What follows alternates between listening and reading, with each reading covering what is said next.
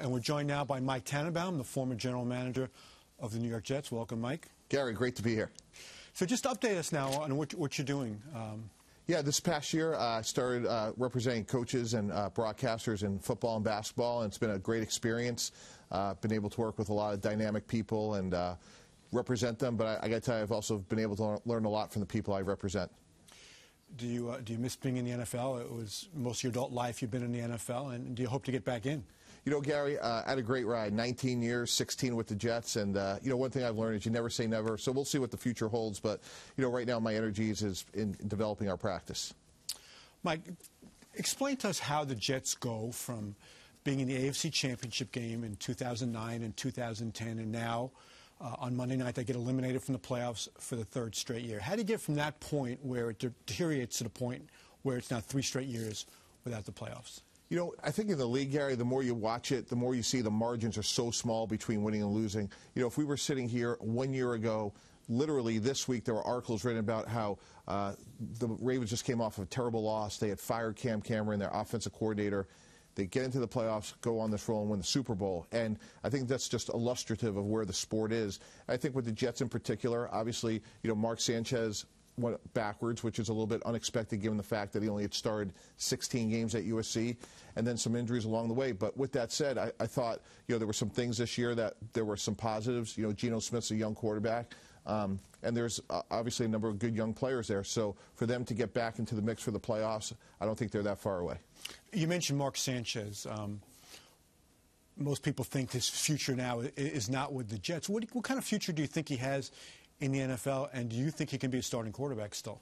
Oh, I don't think there's any question he can be. He's won 4 road playoff games. You know, Gary, that's not a hope. That's not a projection. He's done it.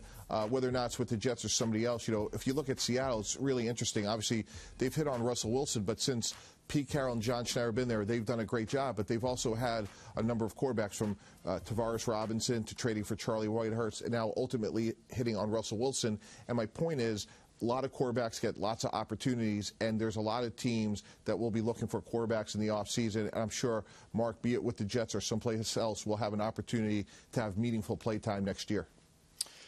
It's been well documented that Terry Bradway really liked Russell Wilson in the 2012 draft. So as he's slipping through the first round, he slips through the second round, which was not unexpected. You're sitting there in the third round. Where is he on your board? And if Seattle had not taken him 2 spots before you took Demario Davis, would you have taken him? And did you give any consideration to trading up to get him? Yeah, well, you know, it's funny. One of the things we always say in our draft room is success has many fathers and failures an orphan. So, of course, no, we like Russell Wilson, and Terry Bradway in particular did. And look, if he was there, would we have considered him? Sure, we would have. Would we have taken him? I can't say that, but he certainly was in the range of players. You know, what's so fascinating, what's so great about our sport, Gary, is here's a guy that really didn't start at NC State, A, because of baseball, and B, because they like Mike Glennon. So he transfers. He's sub 6 feet tall and has 1 year production at Wisconsin. To his credit, to John Schneider and the Seahawks' credit, they hit on a pick that'll be a 10, 15-year player. But, you know, it's not unlike the Tom Brady situation where Tom Brady doesn't start at Michigan, and that's why he goes in the 6th round. And I think that's what makes our sport so wonderful. There's so many great stories like that. Mike, why do you think that the whole Tim Tebow thing did not work out for the Jets?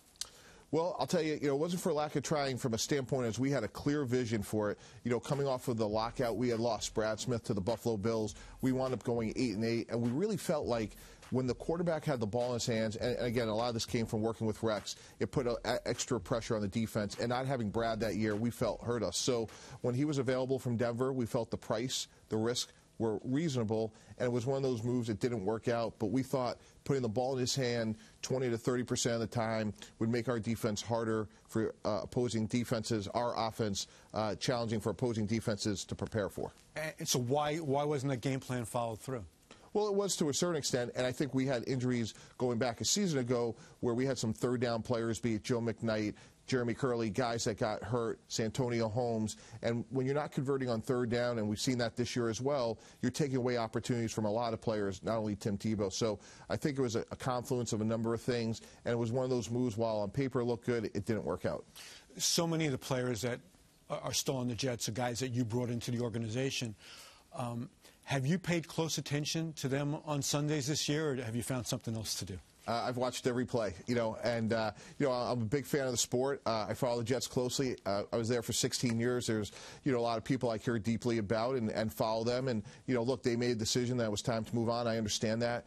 General manager jobs, they're privileges to have, and typically those aren't jobs that you retire from. So you have to embrace that as part of the process.